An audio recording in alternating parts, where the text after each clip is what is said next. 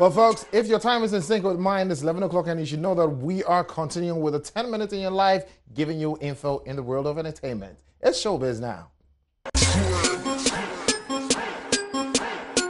Forget the cold reception we achieved. What we wanted in Nigeria was achieved. This coming from Xylophone and Communications Director of Xylophone Media, Sami Atubi Ban, well known as Sami Flex, has finally spoken on the reception and experience Ghanaian musicians received on the 24th of August this year in Nigeria at the concert launch of Xylophone Media and Men's Gold. And I quote, "Our songs that are played in this town and the artists we sent there to perform was the problem, because most of the Nigerians did not know the songs and were not familiar with the artists, which is normal, so it's not a challenge." He cited an example that we were in this country when we had Nasty C, a big act inside of come to perform, but nobody moved to his songs because his songs were not big here.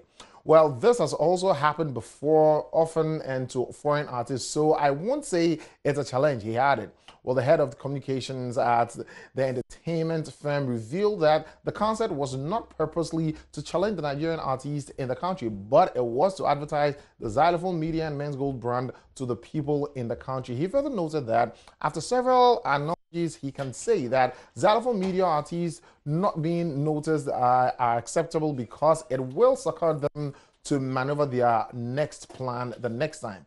I'll say this concert was not to compete with the Nigerians, but it was rather a concert to promote Xylophone Media. We, the members of Xylophone Media, are pleased with the mileage we had in Nigeria because of the event. It's the fans of the artists who are worried about us, but we are not. We now know the strategy to use the next time, and also in our operations, as Sabi maintained that while the funeral rite of veteran actor Mark Jordan Amate will take place on the 7th to the 9th of September. That is according to information that is available on mynewsghana.com. There will be a waykeeping on the 7th of September. He will be laid in state at the forecourt of the State House on the 8th of September, after which he will be buried at the Gethsemane Memorial Garden in East Legon on the same day. Well, that is just about it for the final funeral rite of Mark Jordan Amate, ace actor. And let's get into the film industry. It says Ghana film industry is in a hole. Juliet Asante is saying that board chairperson of the National Film and Television Institute, which is NAFTI, Juliet Asante, has stated that the Ghana film industry is not making any significant progress due to the many setbacks regarding policies. Well, according to the CEO of the Black Star International Film Festival, stakeholders are trying in their own capacity to make reforms. She told Mikio Sebeko on the After Hours show on TV3 it will take time for the film industry to recuperate. This is how she told him. For once, or for one thing, there's a conversation ongoing right now, and I think that conversation is a good thing.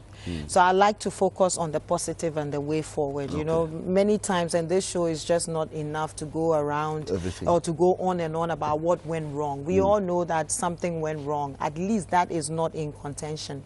But what is interesting is I think within the last couple of months, I can almost see a groundswell. And groundswell not just from industry, but also from civil society, because civil society is beginning to recognize more the role that civil society itself has to play in the sector, but most importantly, the interdependency that therein, that lies within. Because obviously, it's interesting how civil society may be likely to sit back and say, oh, this is a sector that I'm not connected to, I'm not a filmmaker, I'm not, you know, in any way interested in filmmaking of any, you know, any dimension at all. But then you're sitting home and you're watching your television and you're watching images that that filmmaker or that TV producer has put forward, which is impacting you, impacting your family, impacting your friends, and probably will impact your conversation in the office the next day. On that note, let's check out what is happening on foreign front. And Kanye West apologizes for controversial slavery comments. So, more than 3 months ago, since his controversial comments on slavery, Kanye West has issued an apology. If you remember, in early March, the Grammy Award-winning rapper sent the internet ablaze after an interview with TMZ, in which he said, "When you hear about slavery for 400 years, that sounds like a choice.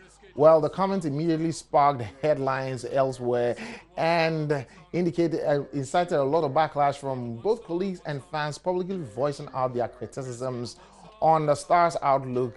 In a lengthy interview with the WGCI 107.5 on Wednesday, well, West took the moment to address the public in regard to that comment.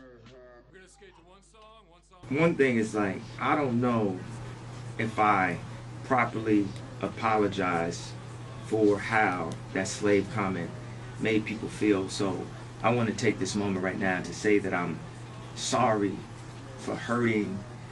I'm sorry for the 1-2 effect of the MAGA hat into the slave comment. And I'm sorry for people who felt let down by that moment. And also, I appreciate you guys giving me the opportunity to talk to you about the way I was thinking and what I was going through and what led me, to that. And let's continue with the top 10 African-American films. And number 5, we have The Color Purple. It's about life. It's about love. It's about us. You will always remember, Mr. Suge. Old Mister. Nettie. The number 4 position is being taken over by the 2001 film Training Day. You got today and today only to show me who and what you're made of. You hear me? That's it. That's what I'm talking about. First day on the job, you hit a $3 million seizure. Police officer! Get away from the girl! No. We're not racking up arrests today. You let him go. What more you want? I want justice, right? Is that not justice? That's street justice. What's wrong with street justice? In 1992, Denzel Washington played Malcolm X in the film Malcolm X, and that is what is occupying the 3rd position. Yes. He was a follower who became a leader. You're not an American. We didn't land on Plymouth Rock. Plymouth Rock landed on us. He brought honor to disobedience. I suggest you look outside that window. You've been laying down and bowing down for 400 years. I think it's time to stand up. All right, break it up. You got what you wanted. Nah, I'm not satisfied.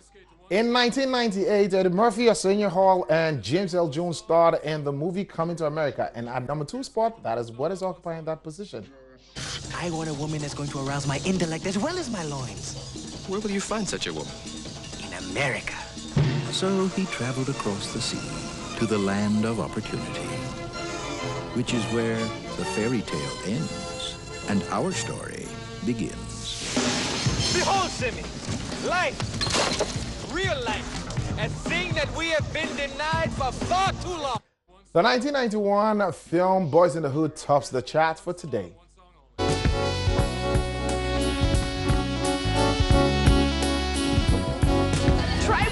Talk to me. What happened? Shit just goes on and on, you know. And that is how we bag in baggage and get off the screen for now. 12 o'clock, I'll be back. But I'm not just leaving you like that. I'm leaving you in the hands of Kitty with his new one, Thunder. The name is IB. The designer, Mizon Hardman. The channel is Joy Prime, and we're giving you real entertainment. Oh, Lord of mercy. Oh, damn me down to you, in my brother. Oh, baby girl, you know you got the juice, you got the fire. Cause one man's meat is another man's poison. To all the people who do me wrong, oh, they led me straight to you. May I sit?